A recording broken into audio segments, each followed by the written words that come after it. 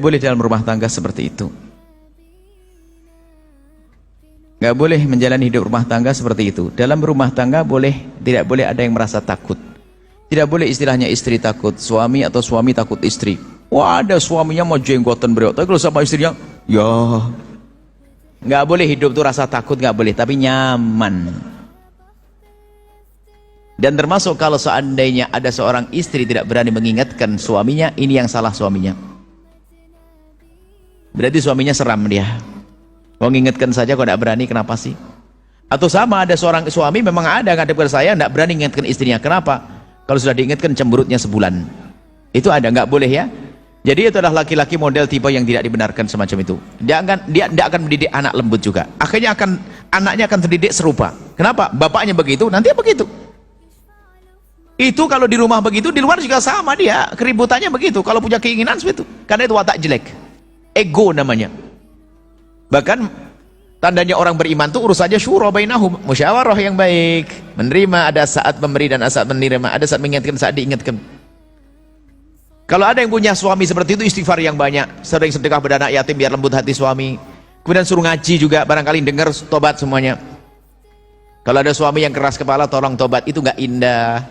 Sebab mana indah? Coba Anda yang punya akal, hei yang paling keras kepala, kalau seandainya engkau dengan suami, dengan istrimu, Anda keras kepala sambil marah, lebih indah mana? Yang semakin hari kok semakin cantik, enakan mana sih?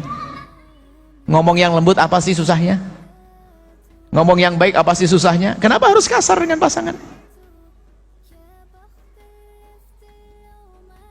Padahal katanya mencintai dia. Pandang dia sebagai ibu daripada anak-anaknya. Pandang dia sebagai bapak daripada anak-anakmu. Ada seorang perempuan tuh kalau ngomong sama ibu-ibu di pengajian itu bisa lembut, manis, senyum. Tapi kalau sama istri, sama suaminya keluar taring dia.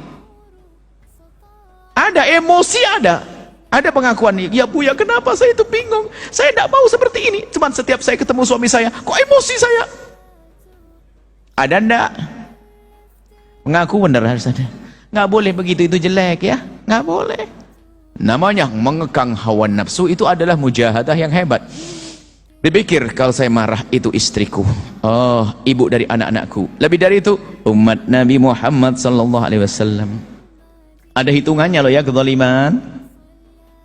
Lebih dari itu kalau sudah keras kepala itu terjadi pada seorang bapak atau seorang ibu akan nular semuanya ego. Akan muncul sifat-sifat jelek. Di saat dia tidak baik di rumah, di luar pun tidak bisa baik. Maka lihat hidupnya pun tidak enak. Karena apa? Dia memperlakukan orang dengan egonya, maka orang pun juga jadi cuek sama dia, menjadi hidupnya panas semuanya. Tapi kalau sudah orang saling memperhatikan, ada saat memberi, saat menerima, mengingatkan dan seterusnya, indah. Maka itu nggak benar ya kalau ada rumah tangga seperti itu. Loh, sampai nanti urusannya dengan Allah kurang ajar. Kalau disuruh sholat urusan sendiri. Ya Pak, kan dosa dan saudara. Biarin saya masuk neraka nggak apa-apa. Bisa ngomong gitu tuh. Itu kalau kamu ngomong amin, bingung juga dia. Wong dia hawa nafsu kok ngomongnya. Dia takut neraka cuman gara-gara suka emosi ngomongnya ngaco. Jadi ibu juga begitu, anaknya dikutuk karena suka egois dong. Waduh, dasar anak durhaka, neraka. Saat kamu bilang amin, nggak begitu maksud saya. Jangan membiasakan dengan emosi. Marah iya, tapi tolong ditahan dikit. Sebab kalau marah tidak dikontrol kacau nanti ya. Itu bukan laki-laki baik. Yang jelas semoga bukan suamimu. Ngerti nak? Cukup insyaallah. Yang lain? Belajar semuanya, ini ilmu bukan untuk orang lain, untuk diri kita. Perlu membuat perubahan semuanya.